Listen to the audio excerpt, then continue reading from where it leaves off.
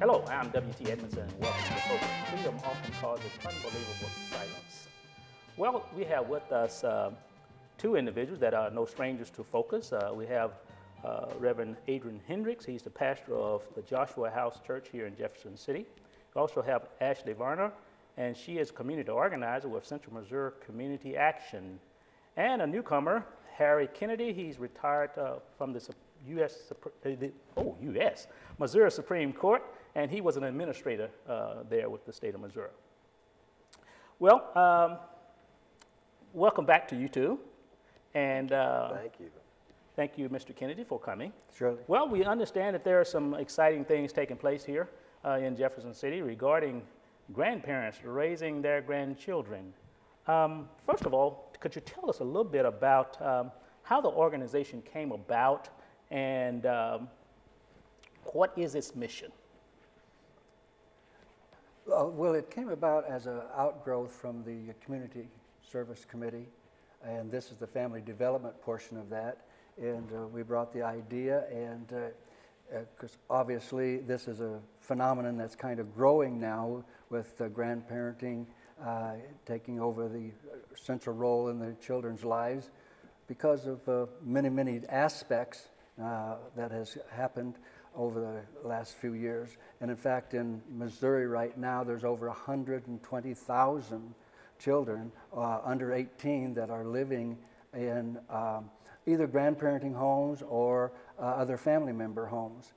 And this could be a result of the economy. It could be the result of incarcerations, military. It could be family styles, getting involved in alcohol or drug abuse. And the grandparent ends up taking over the parenting role. And we felt that this is a phenomenon that we need to address and hopefully find that the children that result from this can be better guided. Okay. Well, I jumped the gun just a little bit. Tell us a little bit about yourselves. Well, I'm Adrian Hendricks, pastor of the Joshua House Church here in Jefferson City, and I also work for Lincoln University Cooperative Extension as a regional educator and build programs particularly for impoverished communities, for minority families, hoping to target at-risk students and those who need our help the most. So we really look at this opportunity as a great opportunity to be involved in the community and deal with some of the issues that we knew were happening in the homes and in the schools. Okay. So we're glad to be here today. All right. Hello, my name is Ashley Varner, community organizer for Central Missouri Community Action. I work in Cole County and I work in Montauk County. Our agency is in the 8 central counties in Central Missouri. But my job really is to mobilize our communities by collaborating with different entities and sectors of our community to look at and alleviate any causes or concerns, conditions of poverty. And we know grandparents raising grandchildren is one of those conditions. Okay. Well, as you mentioned, I retired from the Missouri Supreme Court, and having been retired now for since about 1999, we've become active in several facets of our community. We are involved with right now on the Advisory Council for the AERP for the state of Missouri, involved with the tax aid program, and we do senior Medicaid patrol, and we also involved in the aspect of medications and driving to introduce the seniors on safe driving aspects, as well as reaching out to them for giving seminars on brain health, how to keep them active in their senior years. Mm-hmm. So we have not only the passion for making sure that the senior advances as they grow older, that they can stay healthy and still be an active part of the community. Sound like you're quite busy. Sir, yes, thank you. Okay. As you come together as under the Community Service Initiative, is that what you said it was? Community Service Committee. Yeah. Committee. This we focus on economic development, we focus on the educational aspects in the community, and family development, and transportation. So there's several arms of this committee, and this happens to be part of the family development. Okay, okay, thank you for that. I see the group is quite diverse. Looking at the list, tell us why that's important.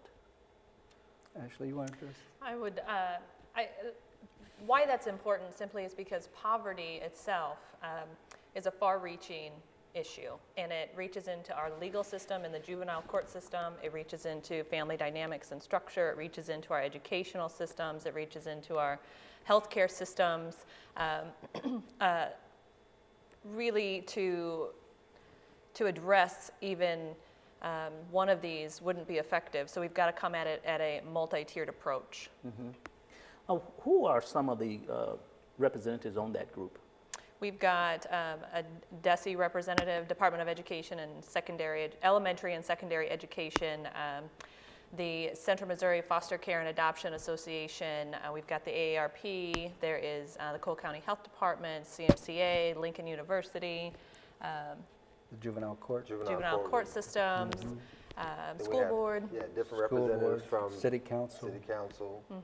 So just like what Ms. Varner was saying, we know the problems is layered, and we're trying to really bring layers of answers and layers of resources so that what we can't supply, hopefully another partner can supply so that we can tackle these issues together. That's a tremendous concept, because many times groups come together trying to solve all the problems, but they don't have all the answers because they are one-dimensional. So it's very, very good that you all branched out and brought a lot of different people to the table. Why is this issue important? Well, grandparenting, raising grandchildren? Well, as we pointed out, I think it's a community situation, because if a youngster that comes to a grandparenting home maybe has come from a broken home, has been maybe abused or neglected, and in many instances they have been focused on their education, and as Ashley pointed out, that we have a circumstance that if we can raise that child's academics just one level, it translates into about a $7,700 annual increase in their salary. So we've got to raise some of those standards. And kind of going along with what Harry is saying, we can look at the demographics of Jefferson City and see that this audience is just an underutilized resource. So for the many seniors who have great skills, great backgrounds, great relationships and connections, we're saying, well, how do we better utilize the resources that we have? We know that we have the problem, but how do we identify some solutions? So building this kind of effort for grandparents and seniors, those who are invested in the community, who have put their time here and want to see it thrive, what better way than to equip them, to educate them, to let them know that there's a network that can begin to solve some other problems and take one issue at a time and see what we can do to be progressive. Okay. Talk about grandparents raising their grandchildren. Are these grandparents taking on guardianship, or are they simply just stepping in and assisting their children? I would say that some are and some are not. This is a Grand Family and Kinship Caregiver Conference that we're going to be holding. And a kinship, can be any blood-related person to that family member or that child, or a person that has a relationship with that child, a step-parent, a family friend that provides care for that child. We know that grandparents raising grandchildren creates a lot of different dynamic stresses in the relationship between the grandparent and the grandparents, the grandchildren's parent, so their direct son or daughter that they're raising their children for.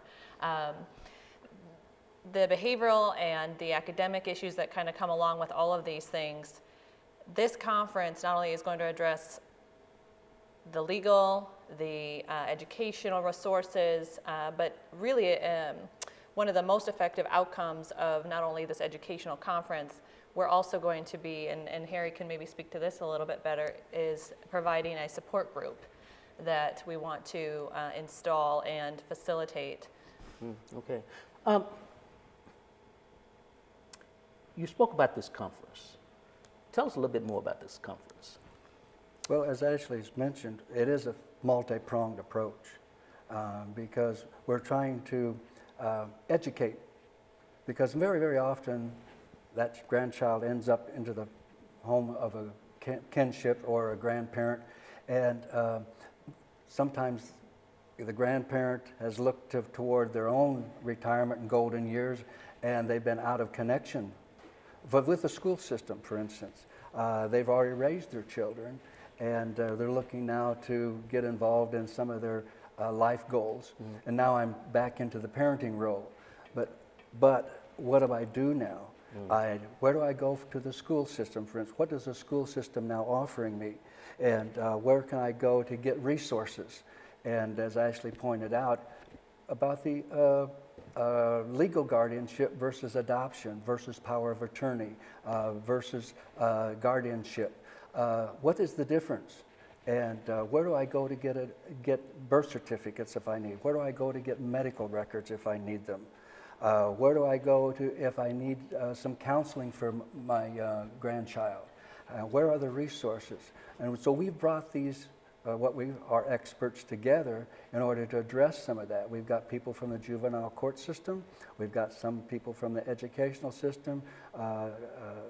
Dr. Mitchell is going to be on our program. We've got Danielle Cord from the legal system. We've got people from family services, child development.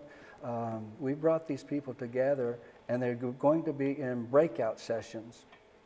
There's 5 of them, and we're going to have a choice that the grandparent or the kinship, whoever the attendees are, and we're not stressing just anybody can attend, obviously, but they can choose to attend any 3 of those, because they're going to be 45-minute sessions, and if they have an interest in the behavioral situations in their home, because as Ashley mentioned, it can cause a lot of stress, even between the spouses, and of course their direct children, because now are you suggesting that I can't take care of my children, that I can't foster them, or I can't provide for them anymore, for their sustenance? And so it can cause stress between the immediate children as well as the whole family units. And so we're looking to hopefully educate and let them know they're not by themselves and that there are resources. Now, the name of this conference? The Grandparent Kinship. Grandparent Kinship, and the date and place? Thursday, April 24th, it'll be at First Baptist Church on East Capitol Avenue. It'll start at 9 a.m. and go through 2 p.m. That is free for the first 100 registrants, and it is, we have a free lunch. Chick-fil-A is a wonderful sponsor, and they've provided lunches for all of us. Okay, that's great, that's great. And they can go home with door prizes too, Yes. WT. We've been working hard to. Yeah, and everybody's going to get some giveaways. Everybody will go home with something. Yeah. You spoke about the conflict that bringing others into your space.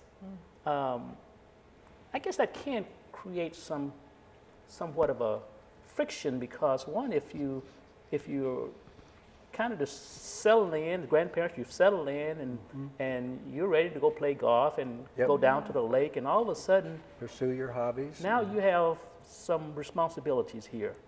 And whether it's voluntary or whether or not there's a situation that created that situation, can cause some concern and some tension between the grandparent, at least the parent, and the children of those grandkids. Absolutely. You know, when you think about what happens typically in the community, usually there's some kind of crisis, whether that's deployment, whether that's incarceration, whether that's health, sickness, the economic terms where the family's not able to sustain as they were doing before. And as family and as community, we have to step in. So what this conference does, it really hopes to alleviate some pressure, provide the kinds of resources and really know-how, know where to go to find the right types of things, because while we're transitioning, children are suffering. So they're impacted emotionally, they're impacted in their classes, they may have to relocate and reestablish.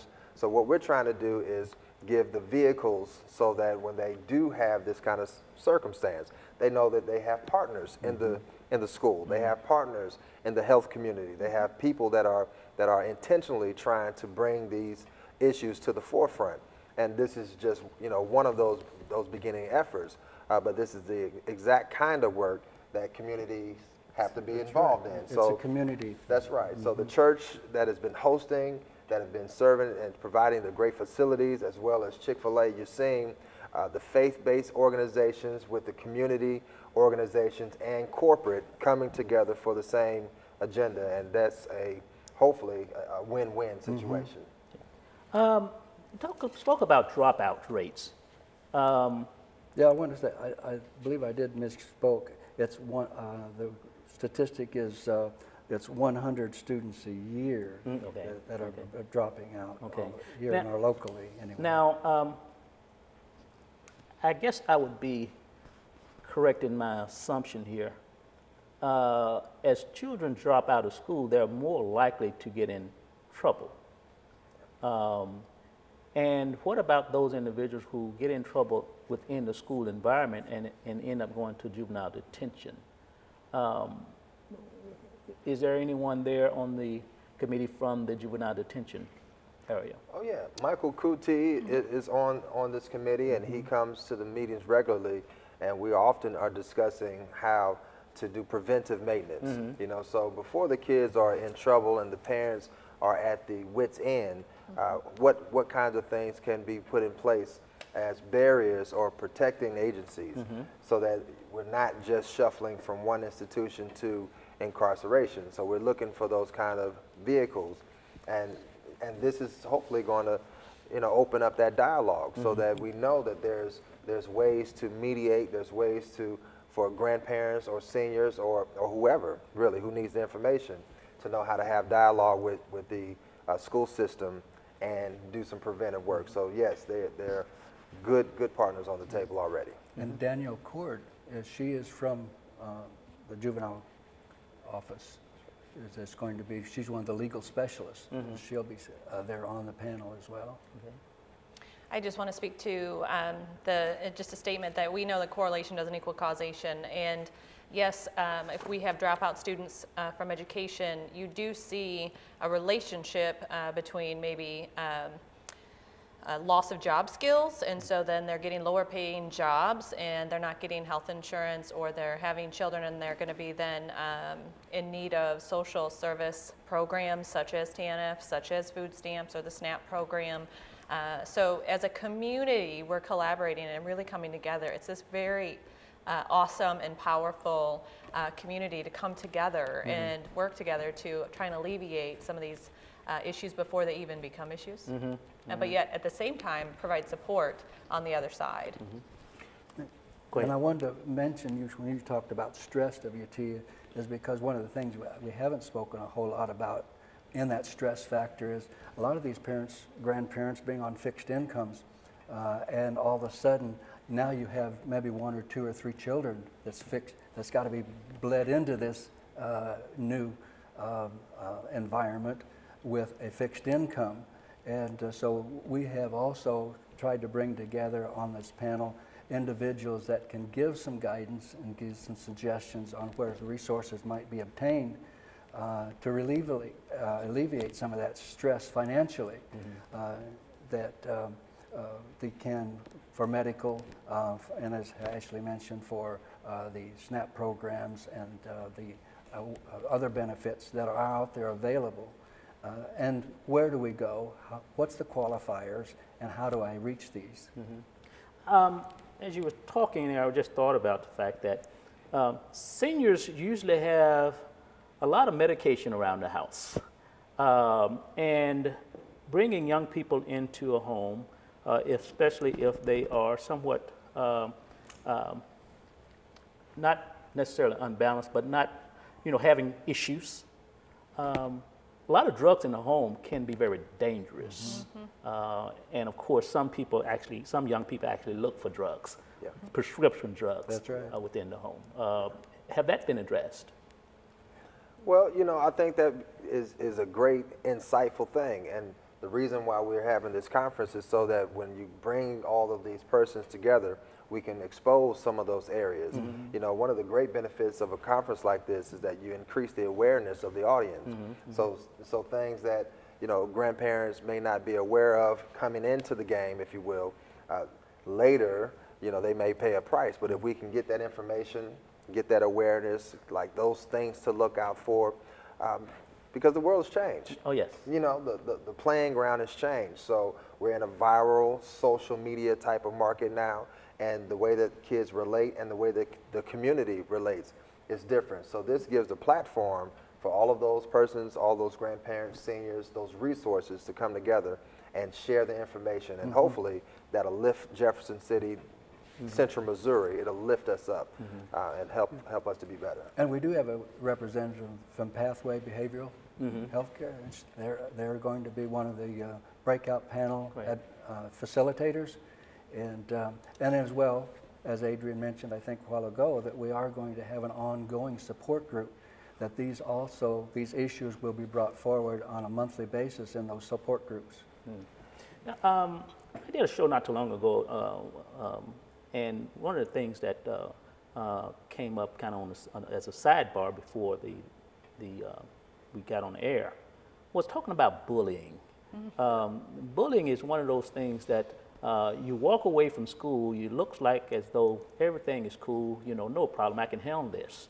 But internally, you know, you are really stressed out and end up having to deal with some very serious issues. As Adrian indicated here, things have changed. That's right. Children have changed. The things that the parenting skills that these grandparents had and utilized very effectively, For sure. no longer work because children have changed, society have changed. What you see on TV, vastly different from what they were used to. So how do you go about assisting grandparents to understand that their parenting skills that they use may not necessarily work? Because I'm sure they're going through that on-the-job training, but individuals who are about to step into that environment, how do you discuss that with them? I think there's an opportunity to discuss that with one of the breakout sessions. Jessica Harris from Pathways will be there, and she'll talk about the family dynamics and the relationships in between grandma and grandpa, necessarily maybe if they're still married, the relationship between grandma and grandpa and then mom and dad who are now no longer in the picture and they're raising their grandchildren, and just the dynamics in each of those levels. You spoke very well to the changes that have happened, but bullying itself is done differently. It's done on texting, it's done on social media. Cyberbullying. Yes, and it's a huge problem, but having a breakout session specifically for with a social worker, the counseling aspect, and then on the back end, providing a support group for these grandparents to come together and say, hey, this week this happened, and what did you do to get past it, or what's some ideas? How can you help me? Is there resources available? Is there other support I can access or utilize? So. Okay. And Dr. Mitchell will be addressing those, how to connect that grandparent with the resources that are available to address these types of situations in the school system, because they have some wonderful resources and counselors available. Okay. Who's represented will be there from the health department or health community? Kristen, she's the director there at the Cole County Health Department. Her last name is escaping me, but her first name's Kristen, and she's the new director there. Okay, okay. And we really do have some wonderful partners. One of the things about this conference is it wasn't designed to be just a one dose. It's going to be progressive. Okay. So She came with me. this conference will be the first of several, and we plan on having other things as we expose and bring issues to the light, and we'll have a format just like this where we can know what's needed and bring our partners. The Paula J. Carter Center is being a partner here where you know that there's consistent avenues for senior activity, senior programming. So these things become a great way to initiate the change that we know that we need. Okay. Again, place, time, And the name of the conference? It's the Grandparents Kinship Caregivers Conference, Raising Grandchildren. It's April 24th from 9 o'clock in the morning till 2 o'clock in the afternoon, so everybody can get home before the children get out of school.